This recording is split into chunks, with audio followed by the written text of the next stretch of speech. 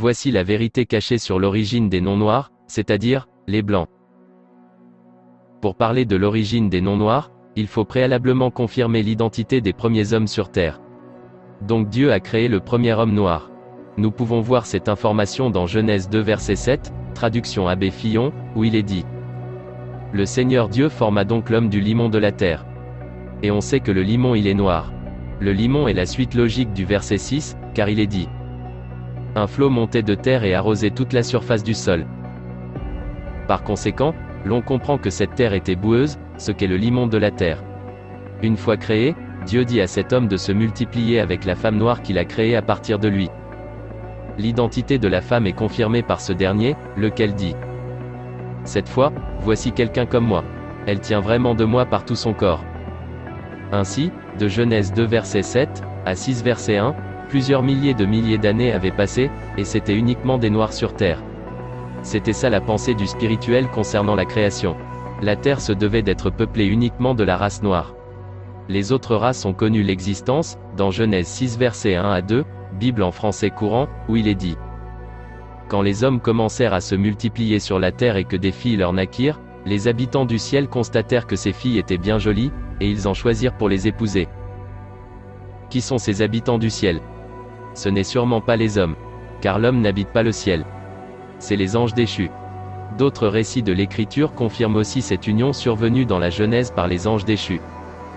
Nous voyons cela dans Jude 1 verset 6 à 7, traduction Hugo Tramar, où il est dit: Et qu'il a gardé pour le jugement du grand jour, éternellement enchaînés dans les ténèbres, les anges qui n'ont pas conservé leur rang, et qui ont déserté leur propre séjour.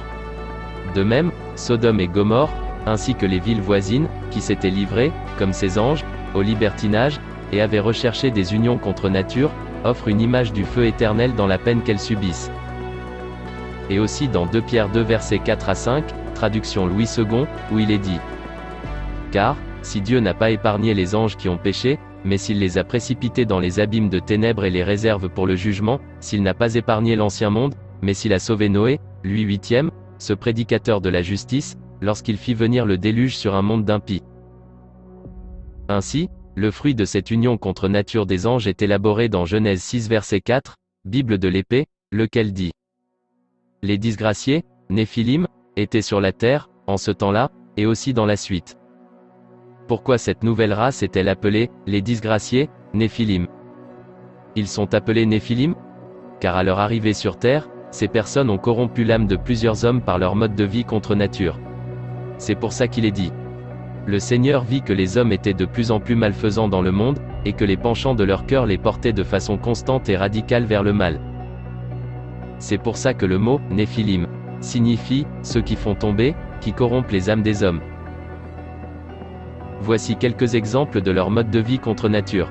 Idolâtrie, hybridation, métissage, homosexualité, fornication, viol, pédophilie, orgie, zoophilie, vampirisme, magie, sorcellerie, divination, barbarie, scatophilie, nécrophagie, cannibalisme, etc. Ils sont aussi appelés disgraciés, car disgracié c'est avoir quelque chose de défiguré, de difforme en sa personne. Avoir un physique ingrat. Les anges déchus, étant des déchus, avaient une semence dénaturée.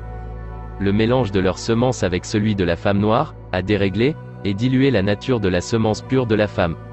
Ainsi les êtres qui en sont nés avaient une anatomie variant d'un dysfonctionnement cutané, à de nombreuses déformations. Quelle est l'apparence des disgraciés, Néphilims? Dans Livre des secrets d'Enoch, version longue, chapitre 18 versets 2 à 3, ces détails sont révélés. Le passage qui suivra sont les conversations entre Enoch, arrière-grand-père de Noé, avec des anges, au sujet des êtres qui étaient enfermés dans les ténèbres. Il posa cette question. Pourquoi ceux-ci sont-ils très atrophiés et leur visage mélancolique, et leur bouche silencieuse, et pourquoi sont-ils là sans aucun service dans ce ciel?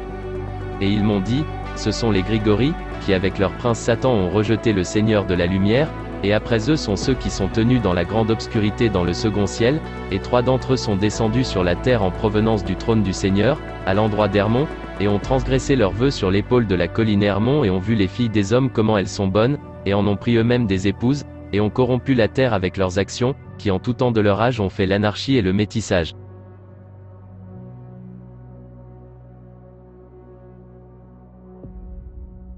des géants en sont nés et des hommes grandioses et d'une grande hostilité. C'est pour ça que dans la loi, il était interdit au peuple originel de pratiquer le métissage et d'accepter dans leur communauté la personne du métis. L'on voit cette loi dans Deutéronome 23 verset 3, Bible pastorale de Maretsu, où il est dit « Le métis n'entrera pas non plus dans l'assemblée du Seigneur, même jusqu'à la 10e génération. » Et le métis est aussi décrit comme celui qui est issu d'une union illicite. Cela, parce que le métis représente d'abord le blanc, qui est le métissage au premier degré, ensuite les sangs mêlés, qui est le métissage au deuxième degré et ainsi de suite. Voici ce qui résume l'origine de la race blanche sur Terre.